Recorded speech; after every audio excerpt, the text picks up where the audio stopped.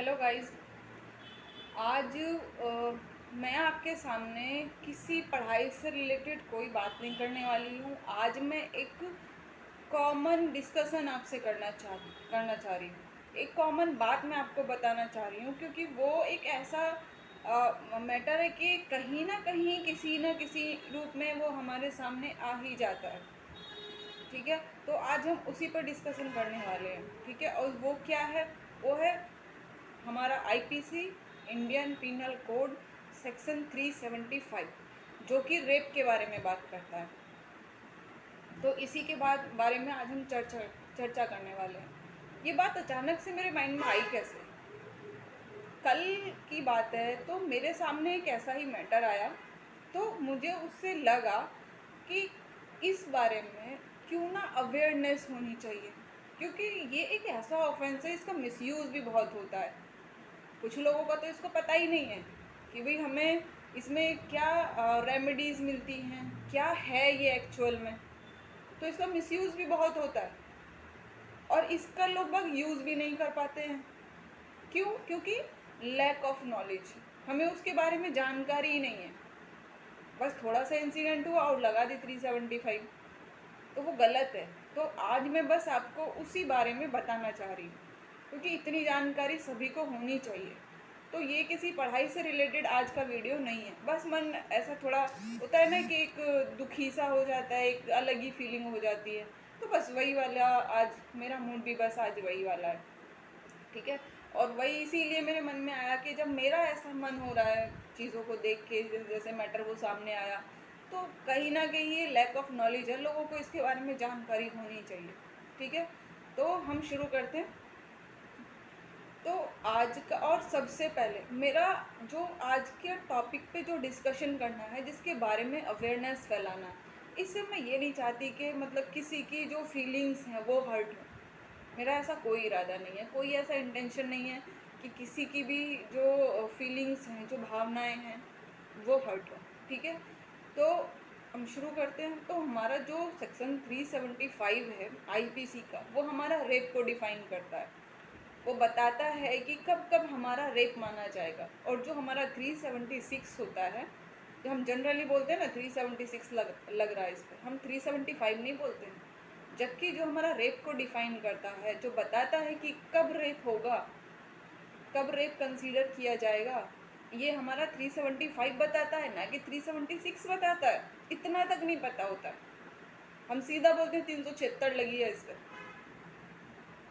376 वो इसलिए लगती है क्योंकि उसमें पनिशमेंट बताया गया, उसमें सज़ा बताई गई है कि अगर कोई आदमी रेप करता है तो उसको कितनी सज़ा मिलेगी, उसमें ये बताया गया, डिफाइन किया गया है 375 में।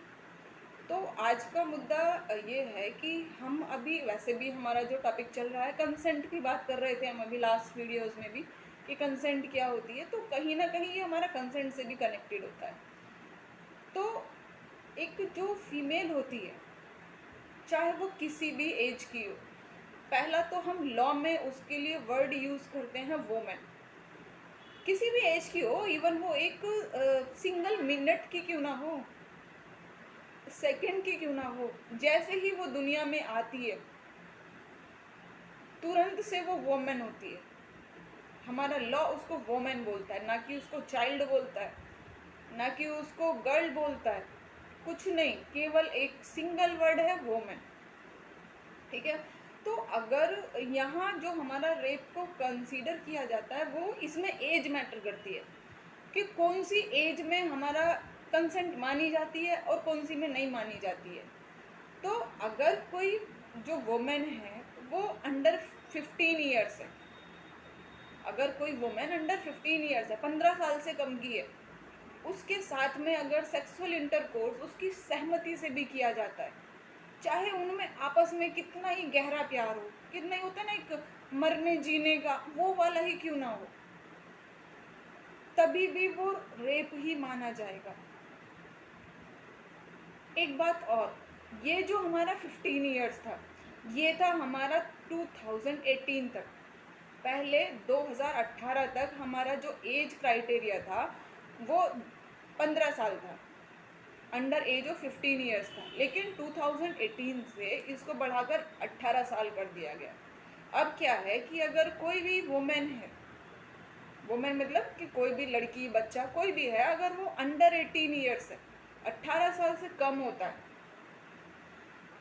तो वहाँ पर अगर उसकी कंसेंट भी है, उसने खुद की कितना भी मतलब सामने वाले पर्सन का कोई इंटेंशन नहीं था, कोई कंसेंट नहीं था, फिर भी अगर उस वोमेन की जो अंडर 18 ईयर्स है उसकी कंसेंट है, बहुत दिन से उनका लव अफेक्शन चल रहा था, तो भी वो रेप ही माना जाएगा। इतना सख्त हमारा लॉ कर दिया है आज की डेट में कि उस पर्सन की बेल तक ग्रांट नहीं होती है। अगर वो लड़की 18 साल से कम की है तो उसकी बेल भी ग्रांट नहीं होती, चाहे वो लोअर कोर्ट हो, इवन हाई कोर्ट तक से रिजेक्ट हो जाती है, हाई कोर्ट से भी डिसमिस हो जाती है। केवल इस मैटर पे चाहे कुछ भी हो, आप उसमें ये तक भी कहोगे ना कि भाई वो लड़की थी और उसका मेडिकल हुआ था, उसके जो एज थी वो 16 से 18 के बीच में आई थी, मेडिकल रिपोर्ट में 16 से 18 के बीच में आई थी, और अब तो उसकी शादी भी हो गई है, उसके घर वालों ने शादी कर दी है उसकी और अपना घर परिवार में खुश है, और लेकिन हमारा लड़का जेल में है। इतना भी कहोगे, कुछ भी सफाई दोगे, नहीं चलेगी, बिल्कुल भी नहीं चलेगी।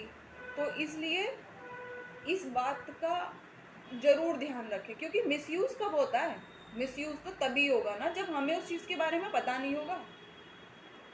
Lack of awareness, lack of knowledge, जब हमें पता ही नहीं होगा तभी तो हम गलतियां करेंगे ना। तो इसीलिए मुझे लगा कि क्यों ना इस चीज़ को बताया जाए।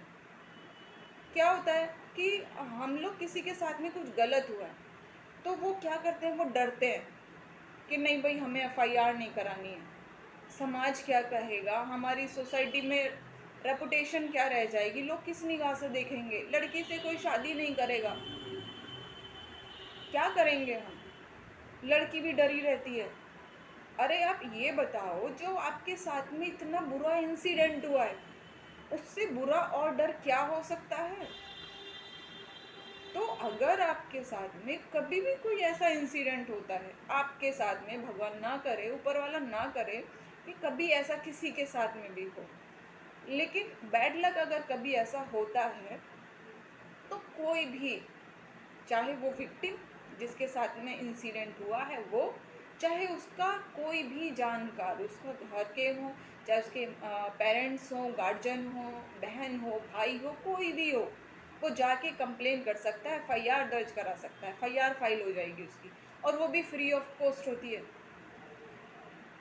और सेकंड थिंग कि इसमें किसी का भी नाम सामने नहीं आता है, जो विक्टिम रहता है, जिसके साथ में इंसिडेंट हुआ है, उसका नाम कभी भी सामने नहीं आता है, उसका नाम हाइड किया जाता है, उसकी जो आइडेंटिटी रहती है उसको छिपाया जाता है। इवन जब तक हमारा केस फाइनल भी हो जाएगा, डिस्पोज ऑफ भी हो जाएगा, तभी भी उसकी जो आइडेंटिटी है वो छिपाई जाती है, उसका ओरिजिनल नेम जो रहता है वो कभी भी सामने नहीं लाया जाता है। ये हमारा कोर्ट की मर्यादा है, हमारा जो कोर्ट होता है, जो जुडिशियल सिस्टम है, वो इन चीज़ों का ध्यान रखता है। ठीक है। और नेक्स्ट थिंग कि हम डरते हैं भाई कि हम तो गरीब लोग हैं, हम एफआईआर कैसे कराएंगे, और कोर्ट में तो इतने इतने दिन मैटर चलते हैं, इतना पैसा खर्च हो जाता है, कुछ नतीजा नहीं आता है। अरे नहीं, ऐसा कुछ भी नहीं है, ऐसा कुछ नहीं है। वहाँ तो सभी लोग बराबर हैं। आपका जो एफआईआर होता है वो भी फ्री ऑफ कॉस्ट होता है, उसमें भी कोई पैसा नहीं लिया जाता। सेकंड थिंग, अगर आप कोर्ट में जाते हो, कोर्ट में आपका मैटर पहुंच जाता है, तो आपको लगेगा कि भाई हम पैसे कहाँ से देंगे, हमारे पास तो पैसे है ही नहीं, तो बहुत गरीब आदमी है, 2 वक्त की रोटी पता नहीं कैसे खाते हैं। तो कोई ज़रूरत नहीं है, कोर्ट आपको free of cost advocate provide कराती है। अब जाओ तो सही, आपके साथ में अगर कुछ गलत हो रहा है आवाज़ तो उठाओ। कहीं ना कहीं आवाज़ ना उठाने से इन चीज़ों को और बढ़ावा मिलता है। तो इसलिए हमें अपने राइट्स के लिए अवेयर होना बहुत ज़्यादा ज़रूरी है, और इसका मिसयूज़ भी ना हो।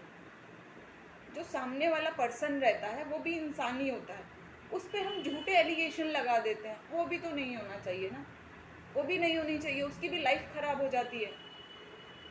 कुछ नहीं कर सकता, एक बार FIR हो गई, कुछ भी नहीं कर सकता वो। तो इसलिए हमें इन चीज़ों का ध्यान रखना है। अगर हमें इतना तक है कि अगर हमें थाने जाने में शर्म आ रही है, डर लग रहा है, तो हम सीधा ऑनलाइन FIR कर सकते हैं, ऑनलाइन FIR हो जाती है। और वो FIR हमारी ऐसे ही कंसीडर की जाएगी जैसे हमारी लिखित में हमने थाने में जाके दी हो, वो ऐसे ही काम होता है उस पर। तो मेरी आप सभी से ये एक रिक्वेस्ट ही करूँगी आज तो मैं, क्योंकि मैटर ही ऐसा है, मनी में अलग सी ही फीलिंग है।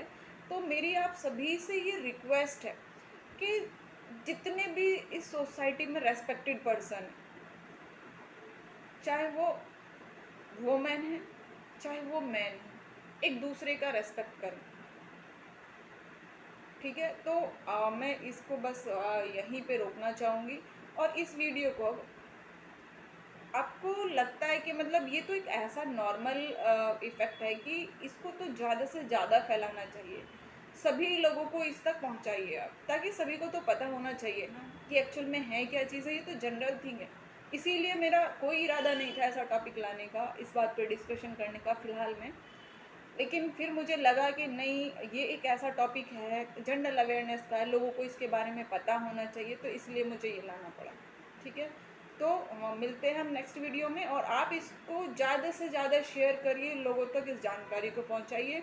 जिनको नहीं पता है, इसमें कोई नहीं है कि वो पढ़ा लिखा है नहीं है, कोई मैटर नहीं करता है, ये तो एक जनरल चीज़ है। तो इसको लोगों तक ज़रूर आप पहुंचाइए। आज तो बस मैं रिक्वेस्ट ही करूँगी आपसे। तो ठीक है, तो मिलते हैं हम नेक्स्ट वीडियो में जो हमारा कंटिन्यूशन में है। ठीक है, okay, thank you so much.